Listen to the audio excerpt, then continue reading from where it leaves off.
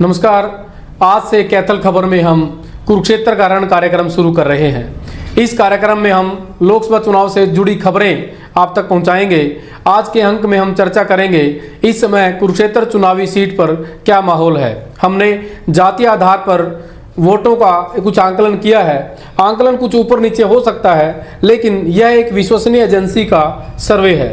पहले हम जातीय आंकड़ों की बात करें तो कुरुक्षेत्र के 9 के 9 विधानसभा क्षेत्रों में जाट समाज के लगभग 2,80,000 मतदाता बताए गए हैं। जट सिख समाज के करीब 1 लाख, चमार समाज के लगभग 1,80,000 वोट यहाँ अनुमानित हैं। वहीं सैनी समाज के करीब 1,50,000 वोट, वाल्मीकि समाज के 1,40,000 वोटों का आकलन किया गया है। इसी प्रकार पंजाबी समाज के करीब 1,20,000 वोट इस सीट पर हैं। कश्यप समाज की बात करें तो 1,20,000 से 1,30,000 मतदाताओं का अनुमान है। तो वहीं ब्राह्मण समाज के करीब 1,20,000, रोड बिरादरी के 70,000, अग्रवाल बिरादरी के 80,000, गुर्जर बिरादरी के 50,000 व राजपूत समाज के 40 से 50,000 मतदाताओं का इन 9 विधानसभा सीटों पर अनुमान है। पूरे संसदीय क्षेत्र की हम बात करें तो करीब 18 लाख मतदाता इस बार चुनावी रण में वोट डाल सकेंगे।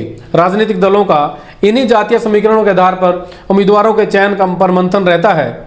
आपको बता दें कि राजनीतिक दल इन्हीं जातीय समीकरणों के आधार पर अपने अपने उम्मीदवार तय करते हैं। इस समय इस सीट पर उम्मीदवारों की बात करें, अग्रवाल समाज से सुशील गुप्ता इंडिया गठबंधन के उम्मीदवार हैं। इनेलो प्रत्याशी अभय चौटाला जाट समाज से हैं। वहीं भाजपा की ओर से अग्रवाल व सैनी समाज में से किसी एक को प्रत्याशी बनाए जाने की चर्चाएं रह रहकर उठ रही हैं।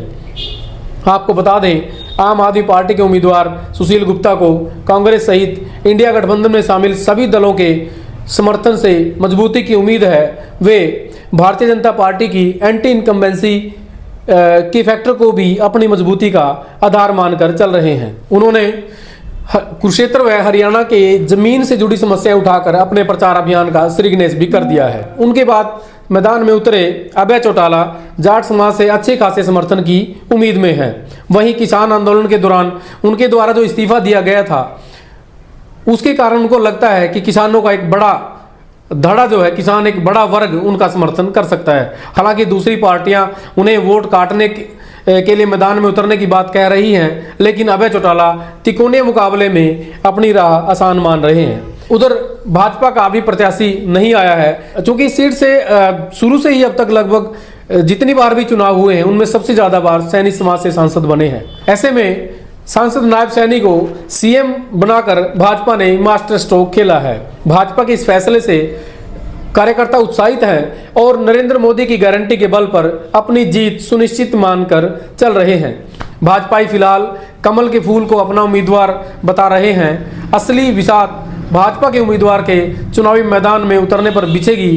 फिलहाल देखना होगा कि भाजपा किन जातीय समीकरणों को ध्यान में रखते हुए अपना उम्मीदवार उतारेगी। यहाँ यह जिक्र करना भी जरूरी है कि इन 3 पार्टियों के अलावा यदि जजपा भी अपना उम्मीदवार उतारती है तो कुरुक्षेत्र सीट का रण पूरे प्रदेश में सबसे अधिक रोचक रहने वाला है।